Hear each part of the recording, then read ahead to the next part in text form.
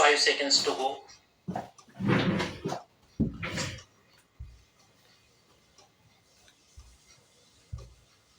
Start.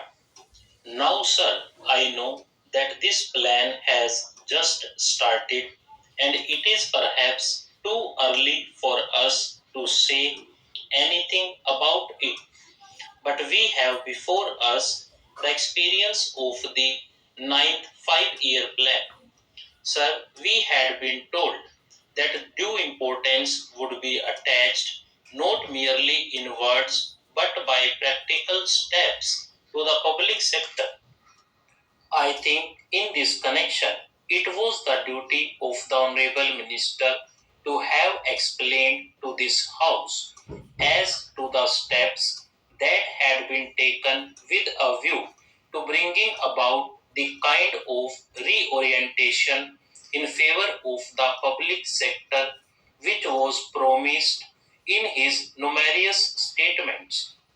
But I find that that is completely missing from his speech, except that a pious wish has been expressed with regard to this particular sector of our industry. Previously, we had under the purview of this act about 42 industries. Now the list has lengthened and a number of industries will be added. I concede that when we are having a planned economy, when we are thinking in terms of rapid development of industries, of rapid industrialization, it is necessary for the government to come into the picture more and more and assume the necessary control and direction of industries. I am not opposed to it at all. On the contrary, I would like them to vigorously act in this matter, but that is not enough. We must examine as to whether the direction, regulation, or whatever you call it is on the right lines, how it has worked. We have got such general statements from the ministers that they do not throw much light for us laymen on the matter. I wish that when such measures are brought before the House, a kind of white paper or whatever you call it is circulated among the members. You do not expect that we laymen in this House would easily understand these things until and unless we have some opportunities of studying the relevant data and the material on the subject. We have been denied those opportunities, and I regret that we have been so denied.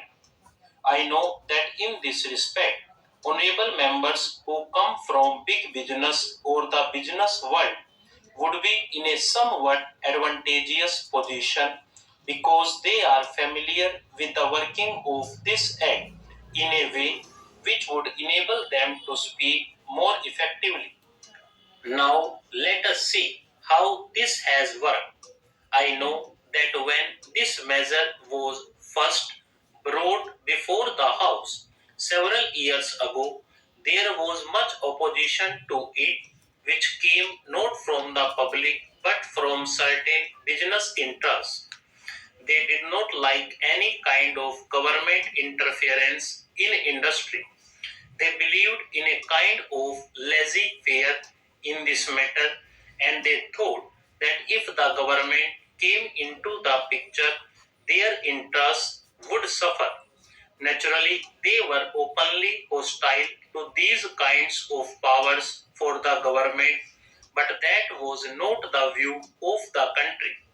I think that by and large, public opinion was in favor of government controlling industries, not the type of control that we had at the time of the World War, but a type of control which sets before itself certain objectives, and as the objectives became clearer and clearer, as the government pronounced itself more and more in favor of industrialization in the country, public opinion strongly We are